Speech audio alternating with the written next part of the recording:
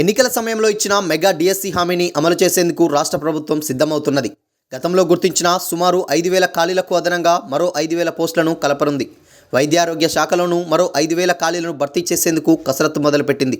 గత 2.5 నెలల వ్యవధిలో దాదాపు 25,000 పోస్టులను భర్తీ చేసిన సర్కారు త్వరలో వీటిని భర్తీ చేసేందుకు రెడీ అవుతున్నది. ప్రభుత్వం నుంచి అనుమతి రాగానే నోటిఫికేషన్లు జారీ అవుతాయని ఆయా శాఖల అధికారులు సూచనప్రాయంగా తెలిపారు. మెగా డిఎస్సి నిర్వహిస్తామని ఇప్పటికే సీఎం రేవంత్ రెడ్డి పలుమార్లు స్పష్టం చేశారు.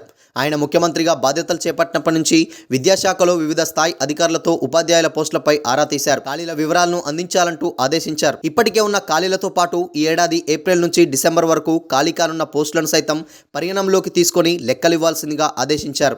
గత ప్రభుత్వం ఉద్యోగ విరమణ వయస్సును 61 ఏళ్లకు పెంచేలా 2020లో నిర్ణయం తీసుకోవడంతో 3 ఏళ్లుగా రిటైర్మెంట్లు లేవు. ఈ ఏడాది ఏప్రిల్ నుంచి వరుసగా ఉద్యోగ విరమణలు ప్రారంభం కానున్నాయి.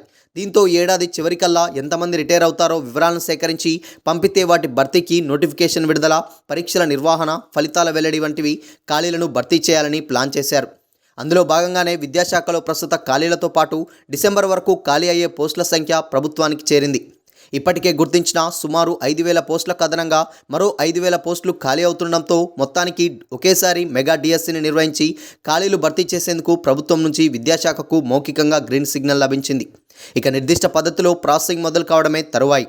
వైద్యారోగ్య శాఖలో ఇటీవలే సుమారు 7,000 నర్సింగ్ ఆఫీసర్ల పోస్టుల సర్కారు భర్తీ చేసింది.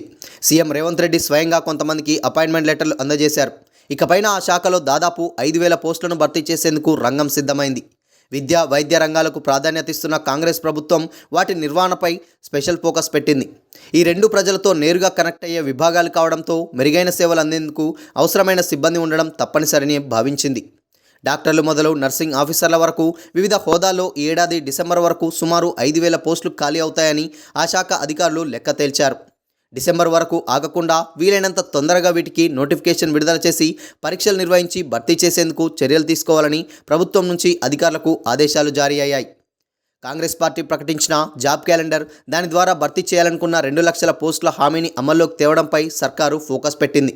అందులో భాగంగానే ఇటీవల కొత్తగా రిక్రూట్ అయిన వారికి అపాయింట్మెంట్ లెటర్ల పంపిణీ చేయడంతో పాటు ఖాళీగా ఉన్న పోస్టులను నోటిఫికేషన్లు జారీ చేయడం, పరీక్షలు నిర్వహించేందుకు కసరత్తు మొదలుపెట్టింది.